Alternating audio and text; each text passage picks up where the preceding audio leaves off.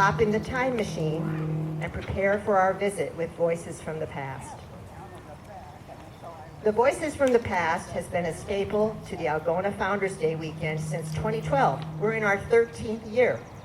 This is a joint venture for the Algona affiliate of AAUW and the Kossuth County Genealogical Society. It is made possible by the Founders Day Committee and the Haggard Too Good Charitable Trust. We're so glad you've joined us tonight for 4 interesting stories of persons or families from this area. Welcome to the resting place of our bodies here in Riverview Cemetery. I'm one of the earliest settlers in this area, and my wife Lydia, hi, was one of the oldest women settlers when she died in 1926. I was born in Hertiker, New York on August 31st, 1830, one of 11 children. We did not break that record, did we, Lydia? We only had 8. When I was 24, I decided to go west, which at that time included the new state of Iowa, only 6 years old, the state, not me.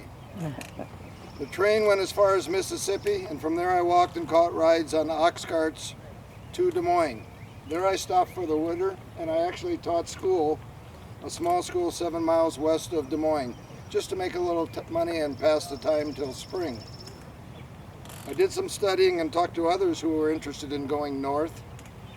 And when cheap land was available, we went with them. One of the people I went with was William Preston. In April, 2 of us set out on foot and happened to meet Judge Call in Saylorville. He was buying a team of oxen to break ground on the land he had bought.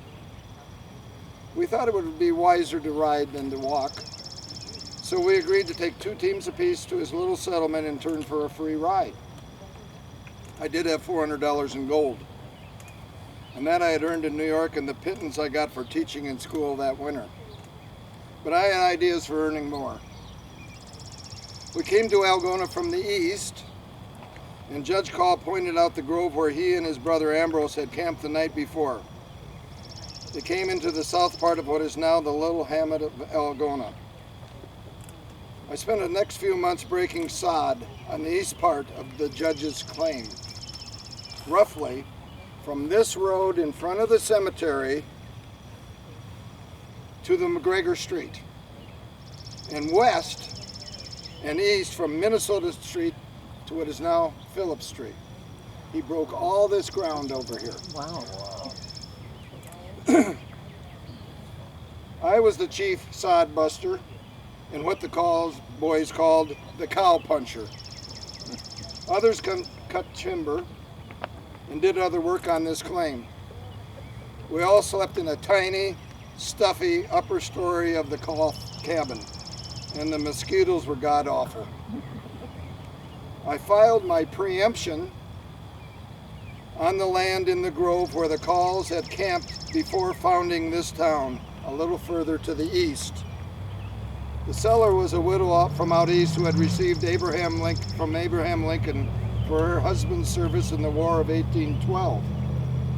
I found out there was another man, Luther Bullis, who had staked a claim on the east part of my land ahead of me, but I later parted with $100 of my money and became the sole owner.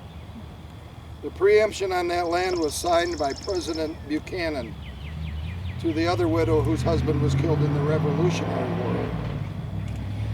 During the winter of 1855-1856, I sometimes stayed in other cabins when the owners were absent, just in case a wandering Indian might decide to take possession of it. One night, I was in J.L. Payne's while he and his wife were gone. An Indian named Josh, who had been staying around the town and sometimes did odd jobs for money, paid me a visit. He stayed in the cabin with me for several days and then headed north to Minnesota. Josh reappeared before long and said that the snow was too big. He noticed a pair of shoes that appeared to be women's and said very slowly as he looked around, "You got wife?" When I told him I didn't, he seemed hurt because he thought I was lying. We later found out he was a nephew of Chief Incaputa, the leader of the group that attacked the settlers at Spirit Lake. I was a bachelor for several years. In case you're wondering why Lydia has been so quiet. I did build a cabin though, and had a faithful companion in my dog. My cabin even had windows of glass. One night I saw the dog. The dog saw a face in the window pane and jumped at it to drive it away. He then made a great commotion, which I ignored at first. Surely no one was out there at this time. Then I decided to investigate. Taking a heavy hickory fire poker, I headed outside but saw nothing. I decided to go back in and I settled down. A few minutes later, the dog repeated this performance. I jumped up, looked at the window, and realized that my companion was looking at his own reflection. That's when I decided I needed more than a dog for company. And this is where I come in. I was born on August 10th, 1834 in New York Mills, New York. My father, Phineas, and my mother, Lydia Hall, moved from town to town as my father was an architect and built churches in various New York towns. Eventually, he settled us in West Winfield, New York, where he was a miller and had both a gristmill and a sawmill, which were very good businesses at that time. At age 10, I started school, and the first day I met David. We became childhood friends. Eventually, I went on to an academy in Cooperstown, New York, and David moved. His letters to me from Iowa were infrequent, but we remained friends. And then in the fall of 1860, he came back to West Winfield and began to court me. I wasn't very interested at first. I thought the prospect of living in Iowa was rather daunting, as I would have none of the amenities that I was used to in New York. However, I was 26 and most of my friends were married, so I started to become a little more interested. I can see why. David assured me he had built a comfortable cabin in Algona, near Algona, and had even broken a road to the town of Algona. He wanted to have cattle and crops, and he would have a cow for milk and chickens. Betcha. Well, we married on December 16th, 1860, and David remained working in one of my father's mills until he could raise enough money for our trip back to Iowa in April.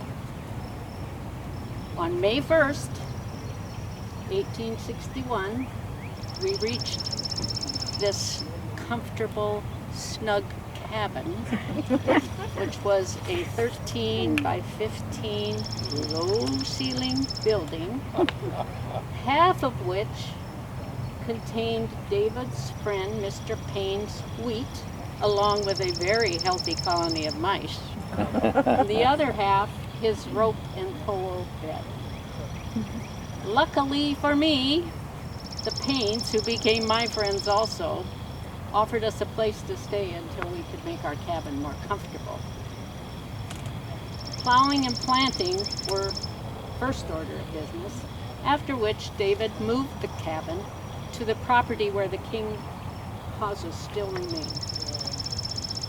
He plastered the walls inside, and I wallpapered them with newspapers brought by our friend Father Taylor. Father Taylor was an itinerant preacher who became the first preacher at the Congregational Church when it was built. Our first son was born the next March, and the rest followed thereafter. We enjoyed our time on the farm, and even through the difficult times such as the grasshopper infestation in the 1880s. Eventually, we had a more substantial home, and David was among the first on the Kossuth County Board of Supervisors to meet in the newly built Kossuth County Courthouse. He was also on the board of the Algona Creamery, and for a short time, a junior partner in a grist mill near our property. One of the more unusual happenings for our family was the laying of the track for the Chicago and Northwestern Railway, which bisected our farm in 1880 to 1881. Our growing family enjoyed watching this building process, but Lydia had to keep a sharp watch out to prevent injuries.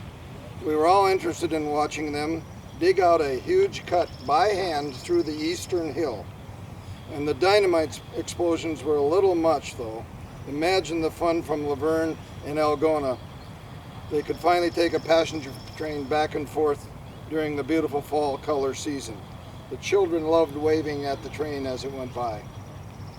Over the years, there was a lot of sledding done in the winter on the King Hill northwest of the creek. Did any of you ever swoop down on a sled or toboggan there? Oh, yes. See? After 35 years, we hated to leave, but it was time to go. We moved into a comfortable, larger home on 815 South Minnesota Street, large enough to accommodate the 3 generations of Kings that were at that time. It was also closer to the Congregational Church and meetings of the IOOF. The Independent Order of Odd Fellows was started in England and was so named because it was odd for gentlemen to be concerned about the elderly and orphans. That is why we lived in town that our grandson Homer served in France during World War I. He sent his parents, William and Martha, 2 letters that they shared with us and published in the Algona Advance in September of 1918. Homer talked about how he had done everything a soldier could do. He'd been an officer's orderly, corporal of the guard, and in the military police. Now he was driving a Ford around. In his second letter, he wrote about driving 400 miles away from camp and seeing the sights of Paris.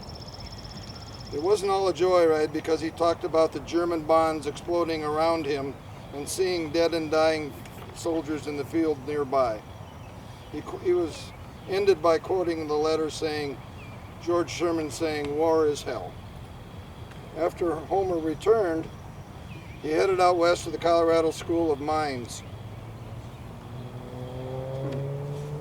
He sure did. Finally settling in Tucson, Arizona. Our other grandson, David C., stayed on our farm and married Carrie Simons. We have now 6 generations on this farm.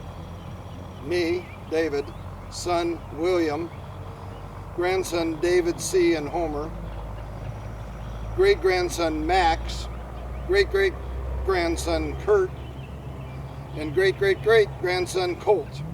Colt just had a son, great-great-great-great-grandson Vicent. After 100 years, our farm became a century farm. It's been 150 years now. We're now a heritage farm. My friend and confidant David died on January 26, 1921, after a lingering illness. At age 90, he was the oldest resident in Kossuth County at the time. 6 of our 8 children were still living. As he mentioned earlier, I outlived him by 5 more years. The David and Lydia King family includes 6 generations living near Algona. And you've already heard, but it says you will hear about David and Lydia King at one of our 4 stops. But the last 3 generations, 2 of which are still living, have stories that need to be heard as well. So we will tell them as we escort you around the cemetery. David Max King was born on November 24th, 1925, so his great-grandmother Lydia did get to see him. The 4th generation of the Kings to live on the family farm before she died. And many of you probably knew Max. He was neighbor to our farm, and he was like an institution. He graduated from high school in '44 and was immediately drafted into the Army. The Pacific Theater where he was sent after his training, and he spent most of his time bouncing around from one company to another. Later in the Air Force, mostly in the Philippines on the island of Leyte. For a Midwestern farm boy, this was a big change. He learned a lot, some good and some not so good. Now, I would be very curious about that, but they don't tell us. Near the end of the war, his company was being prepared for the invasion of Japan, which sounded pretty dangerous. In later years, he often visited with Bob Deekman, who was on a ship headed to invade Japan when the atomic bombs were dropped on Hiroshima and Nagasaki in August 1945. That ended the war and saved the lives of countless soldiers from the U.S. Max's tour of duty ended in Guam in 1946. He came back to the farm and didn't say much about his life in the military. Any of you who had dads or brothers or anybody know that was pretty common. They didn't talk about it. In 1951, he married Marjorie Holmes, a beautiful woman and family friend from the Laverne area. Her little brother, Doug, later Dr. Doug Holmes, veterinarian to many in Algona, thought Max was a hero and followed him around both the King and Holmes farms. Marjorie and Max had 3 children, Kurt, Colleen, and Kathie. Max was proud to have lived all his life except for the war years on his farm. The homestead became a century farm in 1954 and a heritage farm 50 years later. Max was involved as a 4-H leader, and he also received many cattleman awards throughout the years. He shared with everyone his love of history, especially local history, and he supported the Algona POW Museum, the Algona Historical Society, and the Kossuth County Fair. Oh, hey. Nice to see you. Good to be here. Good evening. You remember me, Margaret Haverly, Wesley? Yeah, it's been a long day. We had a 12-hour shift, but I don't get to see friends from home very often, so I'm going to sit down and just visit with you for a few minutes. I really enjoy your packages and letters, but it's just nice to see you in person, you know. So I'm in Bonn, Germany, and our hospital is along the Rhine River. We're about 20 miles from the front line here. And as a matter of fact, let's see, we've been here a month and a half. We've seen almost 1,500 patients. We've had 702 surgeries, but no deaths. That's the best part. And so I'm with the 46th Field Hospital. And so we're the first stop when somebody's injured, front lines. They come to us, stabilize, sometimes we have to do surgery, and as soon as we can, we move them out to an evacuation hospital. And it's really a pretty good system. We don't lose a lot of people. But you're probably wondering how I ended up in the U.S. Army in Bonn. So when I graduated from high school in Wesley, I moved to Iowa City, and I went to work for Better Homes and Gardens. And then I decided I wanted to be a nurse. So I went to the University of Iowa, became a nurse, and I took a job with the VA in St. Cloud, Minnesota. And worked out well. I met my fiance Earl there, and we were planning on getting married. And then he got drafted in the spring of '42 to the Army. And so initially I was going to stay back because his parents were elderly, and I thought, well, I could help out. But, you know, they kept saying, we need nurses, and I just thought, you know, if Earl ever got hurt, I want him to have the best possible care. And so I went ahead and I signed up, took my oath of office in Algona, and then I went to Springfield, Missouri for basic training. Now, once I finished that, I went to work right there in a military hospital. But in early 1944, we got orders to go to Europe. So from Missouri, we took a train to New Jersey, got on a troop transport there, about 1,500 soldiers, and we left February 6th. We got in March 10th. It's a long time to be on a boat, let me tell you. And some of the girls got seasick. I didn't, but I was ready to get off, let me tell you. So we landed in Southampton, England, and our mission there was we were going to be part of a casualty unit that brought the soldiers in from whenever they had D-Day. And so we had, you know, the Army life, slit trenches and air raid drills and lots of lectures. And we had 2 girls to a tent in a pasture, and luckily they found a cement slab that we could put on as a floor, because March in England is rainy and cold. And so, yeah, it was, but it was okay. And Earl and I wrote every day, and we learned that we numbered our letters, because sometimes you go a week and then you get 5 letters. Well, what's the order you read them in? So if they're numbered, you know how to read the letters, you know. So that worked out pretty well. But, and then we got orders to go to France. And so we landed at Utah Beach. It was probably about 6 days after D-Day. It was June 12th. And, let me tell you, I'm never going to forget the ride across the channel. So we're in an amphibious ship, boat, open, just think big bathtub. And it's raining and it's bouncing and we were drenched and we were miserable. So we finally land, and luckily there was a bunch of GIs there that were waiting for transport. And they found some Aquavita, and they were passing the bottle around. And boy, when it came to me, I took a big slug and I felt a lot better. So, and I'm glad I did, because the first night we were billeted in a pasture with a big tent, and the top flap was blowing all night, and if you had to use a latrine, you had to get an officer with a flashlight, and they walked you half a mile down the road. So it wasn't a good night. So the next day, then we went and set up our hospital, and it was a pasture with a stable. But we had to clean out the manure and the old hay first. And then we hung up the sheets for the operating room. But the best part, it had a washing machine. So we've been hand washing our clothes since we landed in England. And you know, you just don't get them clean. And so we were pretty excited about the washing machine. So there were 18 of us that stayed right there in that stable, and then the men were billeted in areas around us. So we were there for a couple months, did different things. We helped different divisions. We prepared soldiers for rail transport, evacuation to other hospitals. Some people were too serious to leave right away, so we'd take care of them right there at the field hospital.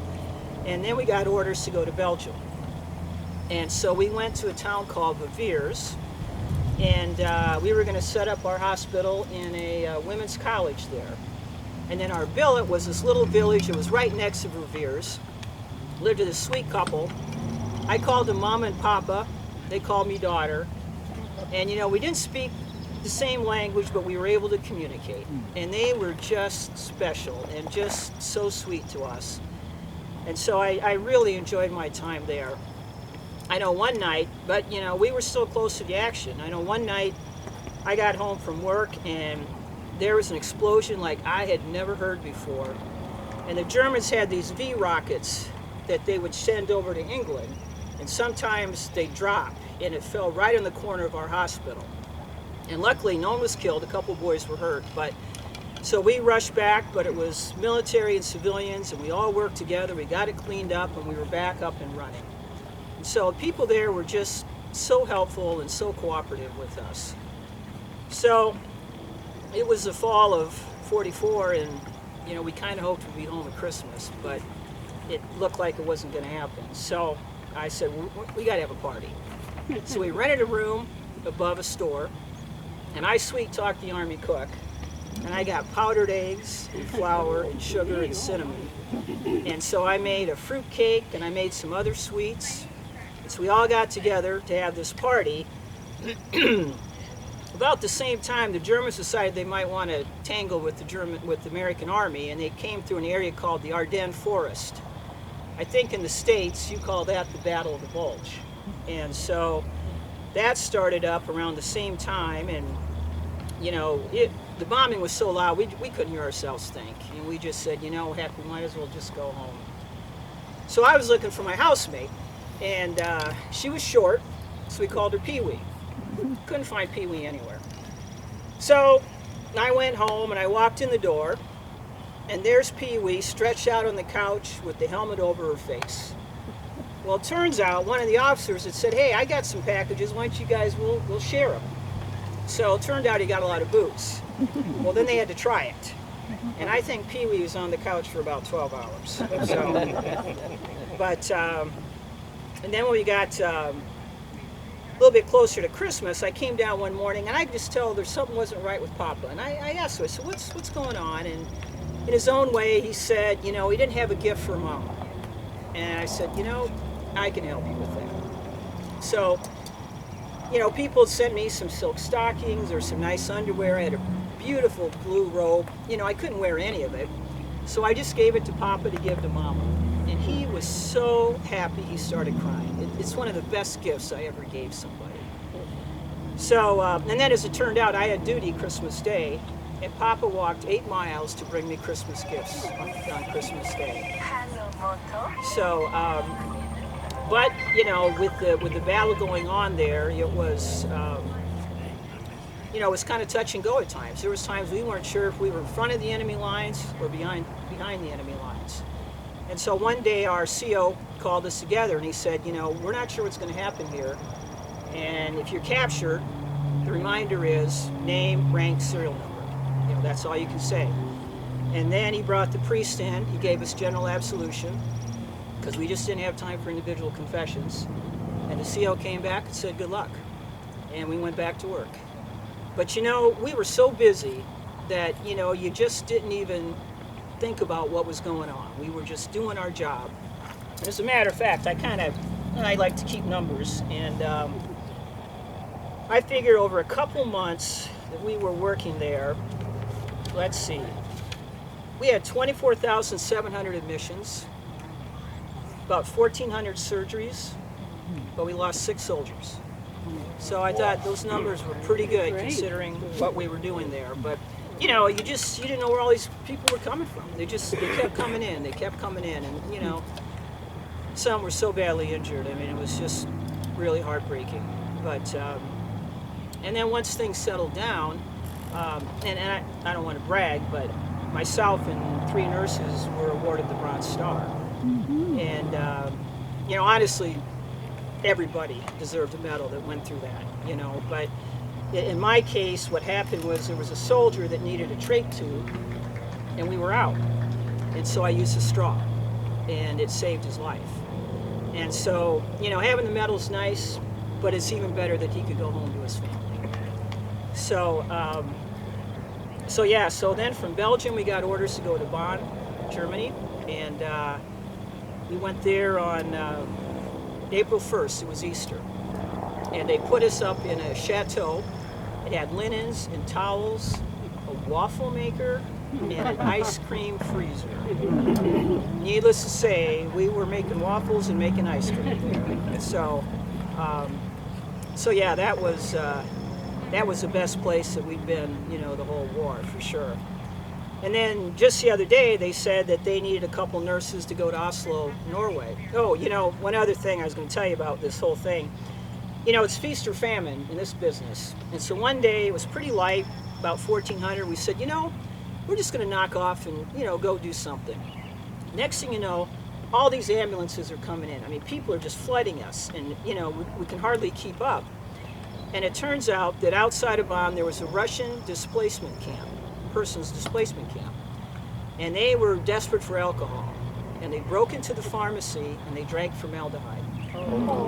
And we just, I think probably 80 some died. We just couldn't do enough fast enough for those people. So it just, you just never know. You could have a quiet day and then all of a sudden, all kinds of stuff happens. So in a couple days I leave for Oslo, and I'm going to work at a military hospital there. So you probably wonder what happened after Margaret went on to Norway. Well, they flew in there one night, and the general sent 2 limousines, picked up the nurses, and gave them a lobster dinner. But they were so anxious to see the hospital because they hadn't been in a real hospital in a long time, and it was beautiful. Apparently, it was an old folks' home that the Luftwaffe had used as a headquarters, and now it was going to be an army hospital for displaced people in the Oslo area. So for the first time in Europe, she was able to wear her nurse's uniform. And she said she could go out, if she was on call and just leave a phone number, and they'd call her back if they needed her.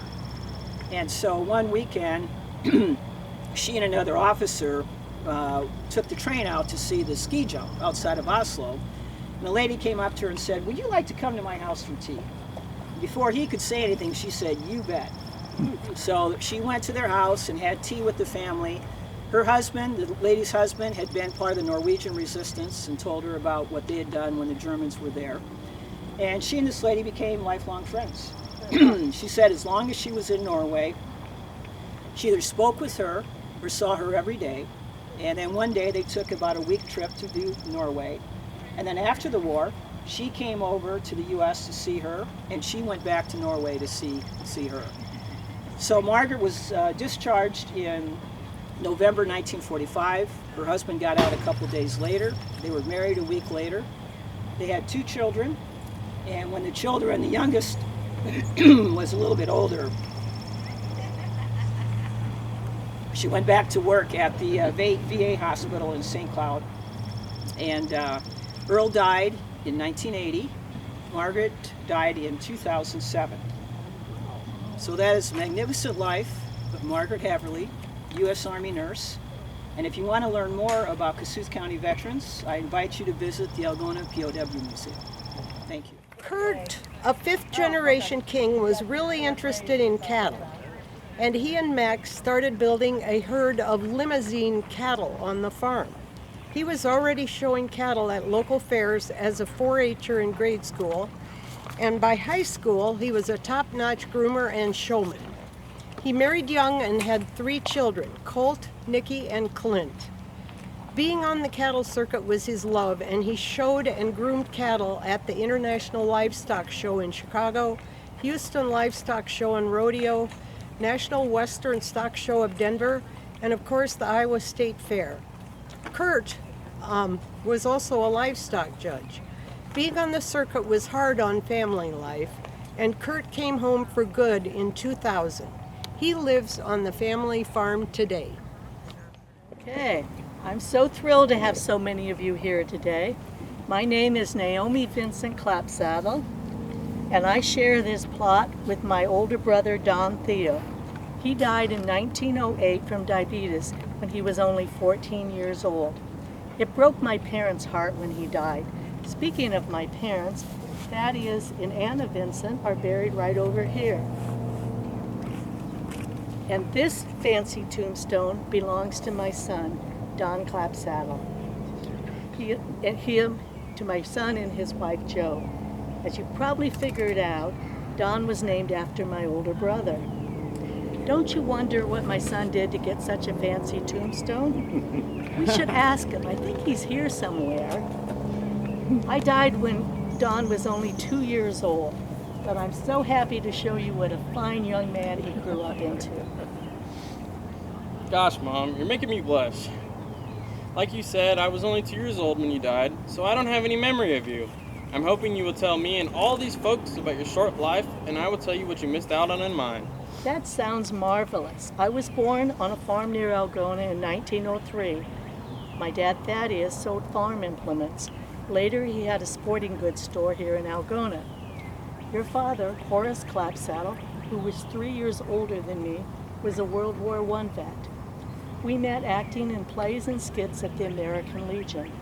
The American Legion was started by the veterans who returned home after World War I. In March of 1922, your dad and I, we snuck off to Humboldt with Arthur Sorensen and his girlfriend for a double elopement.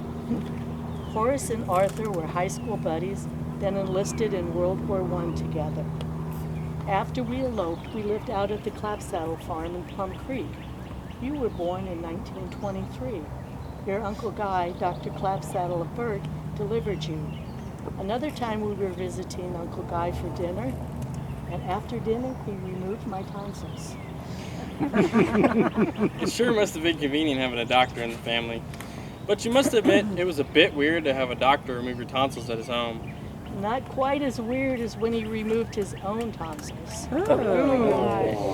Dad and Grandpa DeLoss used to tease me because I swallowed a safety pin when I was 10 months old. Yes, you were crawling around on the floor and you liked to put everything in your mouth.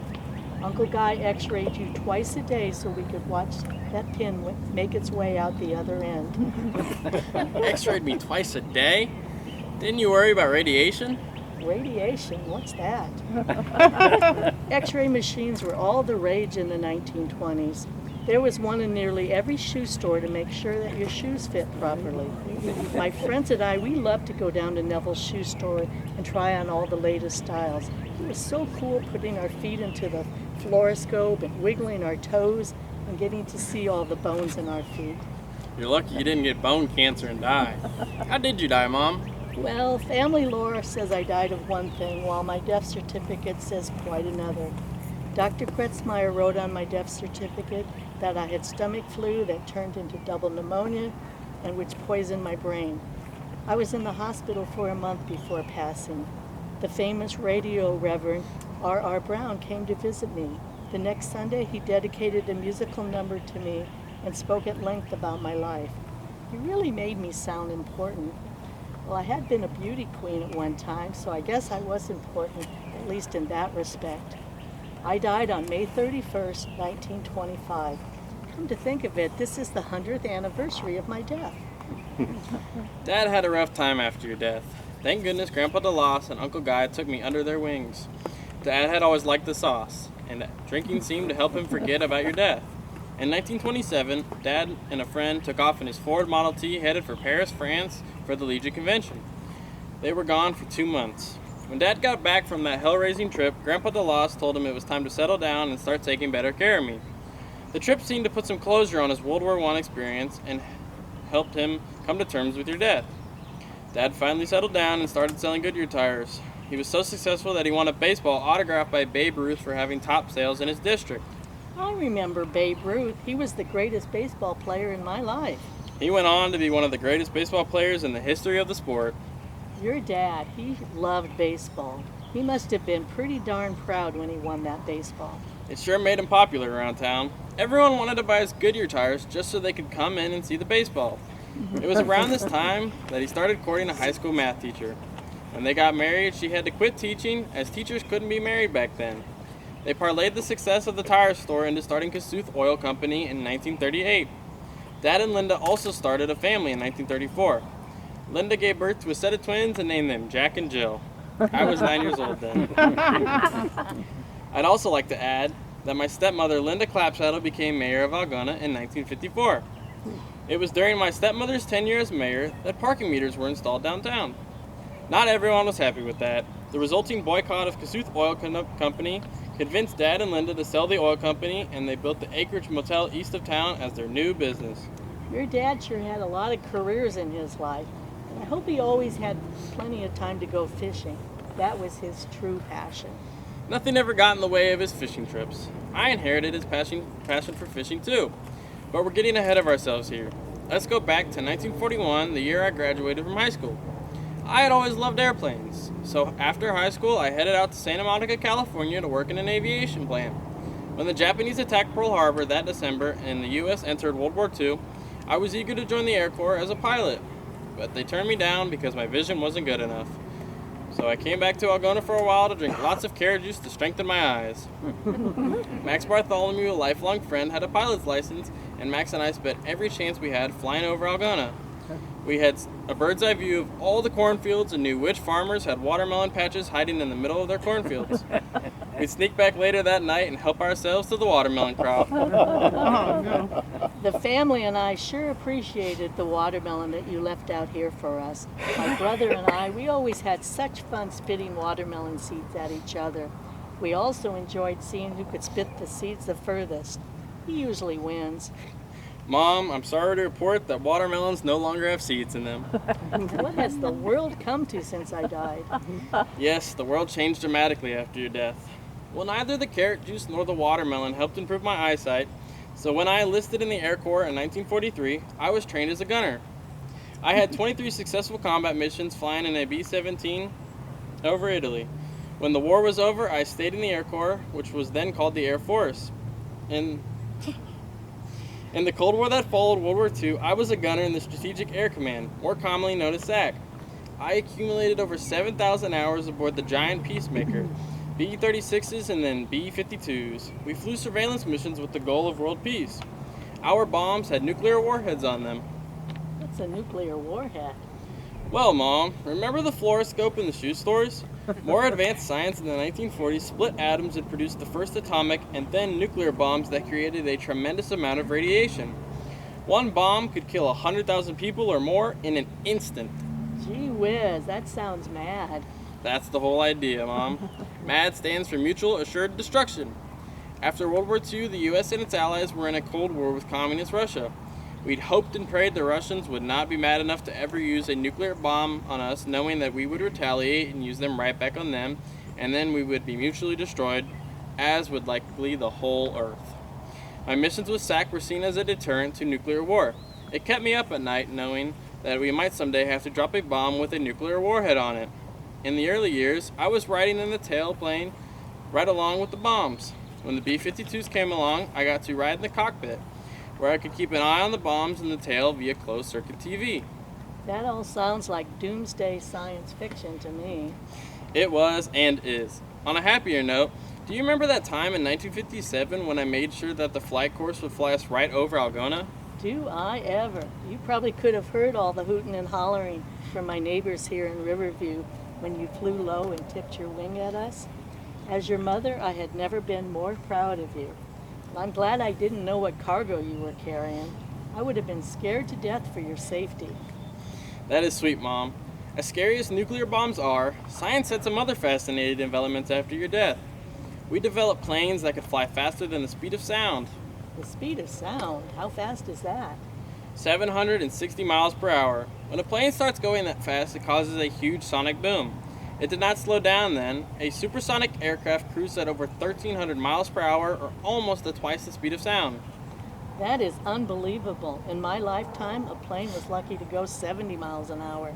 Next, you're going to tell me that we put a man on the moon. July of 1969. I was joking. I'm serious. I was retired from the Air Force by the time we sent astronauts to the moon, but I still felt a great sense of pride in what my aviation friends were accomplishing. In 1965, after 23 years in the Air Force, I retired with the rank of Master Sergeant and moved back to Algona with my wife Jo and our two sons, Don Jr. and John. They both graduated from Algona High School. Your grandson John was a superb athlete. He set several swimming and track records while in high school. I wish I could have gone to those meets to cheer John on. You were there in spirit, Mom. Also, like Dad and me, your grandsons both joined the military after high school. So the Clapsaddle family was in 3 branches of military.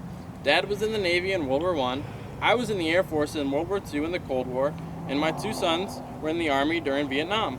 The Clapsaddles have sure made quite a military contribution to our country. We sure have. There was so much to tell you, Mom, and I keep veering off course. Like I said, in 1965, I retired from the Air Force and moved back to Algona with my family. My wife, Jo, and I bought the Acreage Motel from Dad and Linda, who then retired to Florida.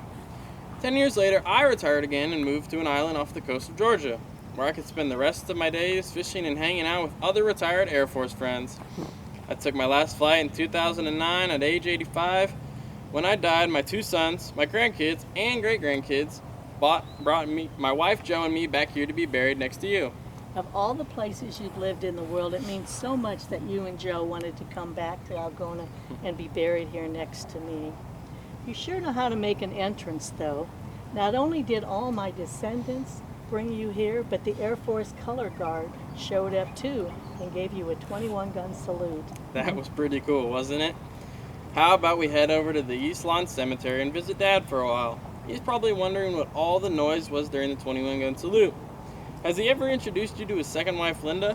No, he hasn't. I sure hope your stepmom doesn't haul your dad and me into mayor's court for child neglect for that time you swallowed that safety pin. Nah, you should be okay. She never had Dad hauled in for public intoxication after being down at the American Legion late into the evening with his World War I drinking buddies.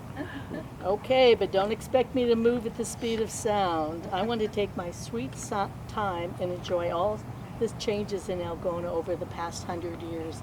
Can we stop at Neville's shoe store along the way? I haven't had a new pair of shoes in 100 years. Mom, Neville's shoe store has been closed for decades. The other child who followed Max around and listened to his war stories was Kurt's son, Colt.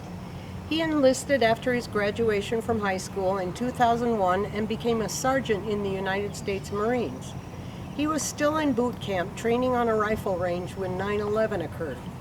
The young recruits had no idea how this would affect their war experiences, but rumors, always present in the military, began to fly. Colt was sent first to Kuwait and then to Iraq. To this day, he remembers entering villages there. If children were present, the soldiers felt safe. I'm not sure why, but both he and Max had experiences of being thanked by the local population for keeping them safe. On the other hand, they both remembered having to identify dead soldiers being returned from the front line. Colt won't fly in a helicopter today because the dead arrived in them. He also recalls coming into villages where civilians waved white flags and then others behind them shot at U.S. soldiers. Both Max and Colt were affected by their war experiences, and Colt's advice to families of those who served is to remind themselves that the person who comes back is not the person who left you to join the service. On the other hand, he always says that he has no regrets about his service, as he was doing something bigger than Algona. Thank you for coming today. Let me show you around the Cartolator site. As you can see from these two beautiful headstones, when my husband John Cartolator and my daughter Mary Cartolator Christensen passed, I made sure they had memorials that reflected not only their standing in the community, but also the love we had for them. John's stone reads, "A kind husband and father," while Mary says, "A precious one from us is gone, a voice we loved is stilled, a place is vacant in our home that never can be filled." Their deaths were so difficult to bear. I, on the other hand, obviously had no input on my own gravestone. I am buried beneath the small stone engraved Mother with my birth and death years, but it doesn't even bear my name. Obviously, it was chosen by my children. I am Selma Cartolator Beckelmeyer, and I'm here to tell you how this became our eternal resting place. I immigrated to America with my parents in 1854 when I was but a child, having been born in Saxony, Germany in April of 1849. Our family, led by my parents, Carl and Constance Haas, settled in Milwaukee, where my father was a tailor. In September of 1867, when I was 19, I married John Cartolator, who was from Bavaria and who was a lager beer brewer. He was also 23 years older than me, 3 years younger than my father, and 3 years older than my mother. Despite the age difference, though, we were well matched. We remained in Milwaukee, where our first son, Charles, was born in 1869. John owned his own brewing company. His partner was Albert Blatz, who went on to establish Blatz Beer, which was later sold to the Pabst Brewing Company. Many German brewers settled in Milwaukee, which became known as the beer capital of the world. Brewing in the 1870s was a very strenuous and dangerous job. It involved mashing the malt with hot water, which was then transferred to a copper pot. Hops and other ingredients were added and then boiled, and the mixture was finally transferred to barrels and mixed with yeast to ferment until it was ready for drinking. There was much competition among independent breweries there, and in 1873, John decided to move to Minneapolis. He eventually went to work for Theodore Ham at the Ham's Brewing Company and sold his own company. Our daughter Mary was born shortly after we moved to Minneapolis. During this time, John started encountering health issues. Brewing was taking a toll on him, along with the polluted air of the city, and so we decided we needed to move to the country where the air was cleaner. Although we had no farming experience, we decided to look into some advertising that we had seen for good farmland in Kossuth County, Iowa. In 1876, we purchased 480 acres of land in Union and Lots Creek townships. Theodore Ham and his wife generously made the loan and held the mortgage on the property. The children and I moved to the farm shortly after the purchase. John was traveling back and forth to Minneapolis, and I was running the farm with help of George Miller and August Markgraf, our hired men, and Martha Teets, who was a house servant. By 1880, we had 2 more children, Ella and Arthur John. Although we knew English, we spoke mostly German in our home, especially when John was there. The farm itself had lots of trees and woods, so many willows that we named the farm Willow Wave. I'm proud to say that the 1880 Ag Census shows me as the only woman in the neighborhood actively farming. I had 140 acres under production, raising barley, oats, wheat, flax, and Indian corn. I also had an acre of potatoes to feed my hungry children and the hired help. We cut and stacked hay on some of our grasslands. Our 23 cows had to be milked twice a day, and we had 6 horses.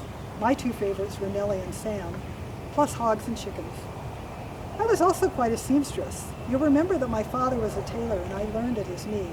In fact, I owned a sewing machine, which was, cutting edge for the time. I used it almost every day to make clothing for the family and items for the house. John finally was able to give up brewing and settle with us on the farm. Our youngest child, daughter Maida, was born in 1883. John had been diagnosed with Bright's disease, which is a kidney disease that is accompanied by high blood pressure and heart disease. He remained fairly active on the farm, but his illness was taking its toll. In fact, he sometimes joked with the hired men that I would be a young widow in need of a husband soon. But his death at age 59 on April 7, 1885 was unexpected and came as a shock. I was determined to keep farming and provide my children with a stable home. Our oldest son, Charlie, turned 16 that year. He had been helping on the farm since he was a youngster, and he began to shoulder more of the burden and became my right-hand man.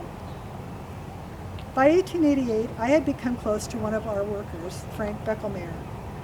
One of my other hired men, Martin Botter, who had come to the U.S. from Hungary and who had worked for us for a number of years, had made several attempts to court me since John's passing, but I didn't take him seriously and I paid no attention to his advances. But my engagement evidently triggered something in him. One day, shortly after my plans to marry became public, Martin was in my kitchen fixing the floor. I took a cup and started to go to the pantry to make some coffee when he suddenly pulled out a gun and fired at me. The bullet struck the cup and shattering it to pieces, and shattered china went everywhere, but it left me unscathed. And he was only about 5 feet from me when he fired again, barely missing my head. I ran for the window to yell for help.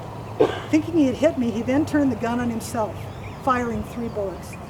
None were mortal wounds, and he managed to drag himself from the house. After discovering what had happened, the other hired men went searching for him and found him hiding in a haystack. They took him to town, where he found refuge in the home of another Hungarian family. 2 of the 3 bullets he had fired had entered his body, one puncturing a lung. He received medical attention and was expected to survive. A bottle of laudanum for pain was left on his bedside table. Later that evening, he drank the entire bottle, ending his life. A coroner's inquest was held where I had to testify along with my 2 sons, Martin's parish priest, and Mr. Kilber, the friend who took him in. It was the conclusion of the inquest that Botter was searching for relief from pain.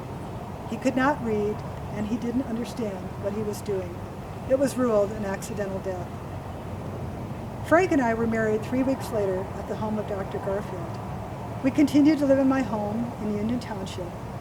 You may remember that John was 23 years older than me. My new husband, Frank, was 5 years younger. Our only child, Alma, was born the next year. By this time, my older children were reaching adulthood and establishing lives of their own. Charlie married Annie Raymer, who lived right north of this cemetery across the tracks. They settled on a farm in Lots Creek Township. Their home was in the path of the famous 1894 cyclone that swept across the county. They were not injured, but their brand new barn sustained the worst damage, having one side completely removed. My oldest daughter, Mary, married Pete Christensen in 1893. Pete managed a feed barn in Algona at the time, but was elected Kossuth County Sheriff in 1899. To this marriage, 2 sons were born. Mary died quite suddenly a few days after the birth of their second son, Harold, and was buried here next to her father.